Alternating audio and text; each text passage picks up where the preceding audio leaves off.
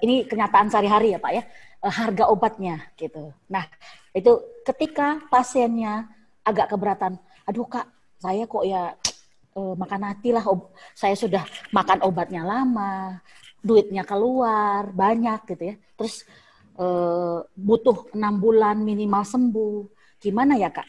Nah, biasanya pasien-pasien seperti ini langsung saya, Bu, Ibu tahu enggak, dari kemarin saya mau ngomong, cuma enggak enak. Ini sebenarnya gratis loh Bu, dari pemerintah. Tapi itu ambilnya di puskesmas, ambilnya di rumah sakit ini, gitu. Itu biasanya saya akan langsung kasih solusi. Memang dari segi omset, dari segi keuntungan, dia tidak akan datang ke tempat saya lagi. Tapi itu tadi, layani dengan hati. Yang kedua, ketika saya melayani dengan hati, memberikan solusi kepada dia, tidak hanya dia yang datang. Dia akan bawa keluarganya, temannya, kerabat yang lain. Itu apoteknya, apotekernya baik loh. Benar-benar kita dikasih solusi, benar-benar peduli gitu. Bukan hanya keuntungan yang dia pikirkan. Nah, jadi saya pernah tangani kasus seperti itu. Pasien tidak sanggup, kemudian saya rujuk ke puskesmas. Setelah kira-kira mungkin berapa bulan kemudian kita ketemu, Bu gimana? Oh udah sembuh Bu. Oh udah syukur ya. Pokoknya Ibu tetap semangat, tetap jaga kesehatan. Iya Bu, makasih ya Bu. Ini saya bawa adik saya lagi ini. Jadi itu yang saya hadapi. Yang kedua memang pasien-pasien yang saya melihat ketika dia datang, dia batuk, ada indikasi ke TB. Saya langsung bilang, Pak, ini Bapak kan udah batuk sebulan, ada demam. Terus maaf saya lihat Bapak kurus. Pak, puskesmas ya Pak? Saya langsung sebut. Puskesmas ini kan kebetulan ada puskesmas yang dekat dengan apotek Kesia Pharma. Ini loh Pak, ini Jalan Pasar Merah ini ada puskesmas. Bapak berobat ke situ, itu obatnya gratis loh Pak. Saya langsung. Nah kalau pasien-pasien yang maaf turun dari mobil ya, ekonominya ada, kan saya nggak mungkin bilang maaf ya Pak puskesmas, wah bisa tersinggung kadang. Nah karena memang kita harus mengenali tipe-tipe pasien yang datang ke apotek. Biasanya dia datang dengan keluhan, terus saya lihat ada ke arah TB, ya saya bilang Bapak boleh ke dokter, boleh ke rumah sakit. Kalau udah sebulan, terus demam nggak sembuh-sembuh, turun berat badan, kayaknya perlu ke dokter deh Pak. Kayaknya nggak cocok lagi Bapak beli obat bebas-bebas. Saya langsung sebutkan seperti itu. Ketika kita hadir dengan hati, ketika kita memberi solusi, dan pasien sembuh setelah beberapa lama, tentu itu tadi. Tidak hanya kepuasan sebagai seorang apoteker yang saya dapatkan, tapi pelanggan saya tambah Pak. Pelanggan-pelanggan setia di apotek saya itu 60-80%. Kadang-kadang dia lihat senyum saya aja dia udah sembuh katanya gitu. Padahal lihat senyum aja tuh Pak. Oke, demikian Pak dari pengalaman saya di apotek. Ya, mungkin bisa geser ke Mas Niko. Mas Niko mungkin punya tips selain senyumnya Mbak Imelda, nanti Mas Niko punya tips apa nih? Silakan Mas Niko. Biar nggak ini ya Pak ya, biar nggak kaku ya Pak ya. Mantap Bu Imelda. Sama-sama mantap Pak. Iya Pak B. Jadi pengalaman merujuk dari klinik itu saya punya pengalaman unik Pak. Jadi kan emang kita setelah menanyakan hal tersebut mau dilayani tetap di klinik atau memang mau kita rujuk. Ya.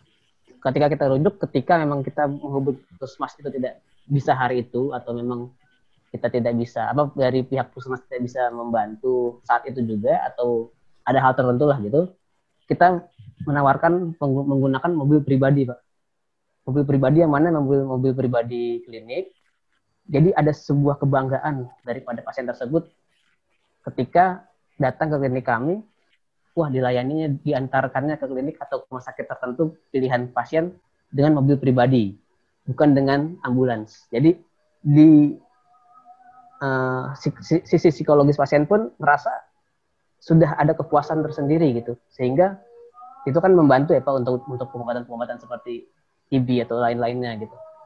Jadi pertama itu kita menggunakan mobil pribadi dalam tanda kutip mobil pribadi klinik untuk merujuk pasien, karena kan biasanya kan kalau pasien TB yang masih bisa datang ke klinik itu masih dalam kondisi masih bisa duduk secara normal di mobil gitu. Jadi belum dulu menggunakan ambulans gitu. Pertama itu, kedua benar tadi kata Bu Imelda yang disampaikan, ketika memang kita melayani dengan hati, pasien itu mungkin akan dilayani di puskesmas atau di rumah sakit, sehingga untuk pasien sendiri itu kita kekurangan omset ya Bu. Tapi tidak dipungkiri keluarganya, tetangganya itu balik hadir ke apotek atau ke klinik untuk sekedar setuju, mau Pak. tensi, mau cek gula darah atau kolesterol semacam itu. Sekedar itu aja, sekedar mau tahu klinik itu seperti apa sih, kok sampai dianterinnya pakai mobil pribadi gitu. Ada yang seperti itu Pak gitu. Ya itu sih Pak, cukup hal unik ya. Ya, terima kasih. Menarik nih tips-tipsnya. Yang satu tipsnya pakai senyum ya Mbak Imelda. Satunya pakai diantar mobil pribadi nih. Mungkin kalau teman-teman semakin dieksplor nanti sebenarnya banyak sekali. Ini saya jadi kayak YouTuber. Silakan teman-teman taruh di chat kalau ada pengalaman lain yang bisa kita baca. Bagaimana menarik teman-teman. Jadi serasa kayak YouTuber saya. Silakan taruh di kolom komen di bawah jika ada pengalaman yang menarik. Sedikit ke Mas Pandu nih.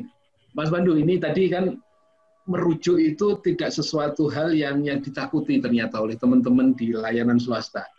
Jadi merujuk dengan kalau dilihat sekilas kan ya kehilangan klien dong kalau dirujuk. Ternyata itu bukan sesuatu yang menjadi hambatan utama karena teman-teman bisa melihat di luar itu setelah merujuk itu dan setelah melayani dengan hati dan memberikan penjelasan yang jelas, itu benefitnya tetap kembali lagi ke teman-teman. Dari sisi di puskesmas nih, Mas, apakah teman-teman di puskesmas itu juga sebenarnya juga melakukan, karena Mas Pandu saya lihat tidak di puskesmas itu lebih dari sekedar memberikan layanan di farmasi ya, sangat terlibat di program TV kalau lihat tadi yang ditampilkan. Saya jadi tertarik. Apakah teman-teman di puskesmas itu juga mengencourage atau memotivasi teman-teman layanan farmasi di luar sebagai sesama kolega juga untuk berkolaborasi dengan pengalaman selama ini, Mas? Silakan, Mas Pandu. Ya, Pak P, terima kasih. Terima kasih Bu Imelda, Pak Niko tadi. Memang di puskesmas itu kita tidak bisa bekerja sendiri, Pak P. Bayangkan di tempat saya dulu, kami punya wilayah bina itu sekitar 70.000 masyarakat. Sementara tenaga puskesmas hanya 38 orang. Jadi satu orang tuh bisa menghandle hampir 2.000 orang. Itu saya pikir jelas tidak akan bisa untuk menangani masalah TB. Jadi saya rekrut, kita bentuk jejaring, di situ kita semua fasilitas kesehatan. Seperti kawan-kawan di apotek, kawan-kawan di klinik, bidang praktek mandiri, praktek dokter, nah itu kita collab semua, kita gabung, kolaborasi, dan alhamdulillah mereka menyambut baik. Jadi sering kasus-kasus di puskesmas, rujukan dari apotek, rujukan dari klinik, rujukan dari dokter praktek mandiri, dan kawan-kawan apoteker saya tawari, mau jadi kader enggak nih? Kader apa? Kader PMOTB atau kader-kader yang terlibat langsung dalam kegiatan penyuluhan AUC, saya ajak kemari. Jadi kawan-kawan di apotek antusiasnya cukup tinggi. Kawan-kawan ada yang apoteker, ada yang TTK, itu saya ajak gabung. Dan itu sangat memudahkan Mbak B untuk melakukan screening awal. Karena kami memang keterbatasan tenaga ya. Saya di puskesmas cuma bertiga, tenaga farmasi, apoteker saya sendiri untuk menghadiri. Jadi saya ajak teman-teman seperti Bu Imelda, Pak Niko, di rumah sakit juga Bu Lucy. Biasanya kita di rumah sakit RSUD kota di wilayah bina kami itu kita rujukan dari situ semua. Jadi menangkap screening pasien TB dengan jika sudah didapatkan kan kita langsung melakukan kontak tracing ke keluarga terdekat. Jadi kita kumpulin keluarganya, kita minta bantuan, dukungan dan motivasi. Di situ kawan-kawan apoteker bisa masuk.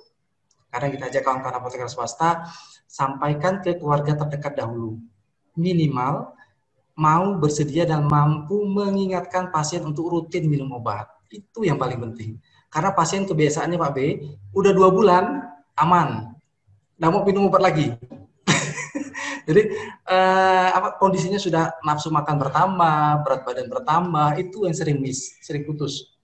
Jadi kita butuh komitmen dari dalam internal, dari keluarga, harus mampu bersedia pokoknya untuk memotivasi. Kalau sampai pasien itu tidak minum obat datang ke puskesmas, tolong diantar ke puskesmas, kalau tidak pun kami yang turun. Biasanya kami juga mengajak kader-kader dari puskesmas, salah satunya kader-kader tenaga kesehatan seperti tenaga teknis kefarmasian, apoteker juga kita ajak untuk bergabung. Jadi memang itu merupakan suatu berkah kalau bisa menjalin kerjasama dengan teman-teman di apotek, di rumah sakit, di puskesmas maupun dari teman-teman akademisi. Kita juga pernah kerjasama dengan Fakultas Farmasi Universitas Tanjung Pura untuk edukasi pasien TB. Jadi memang penanganan ini harus komprehensif, Pak B.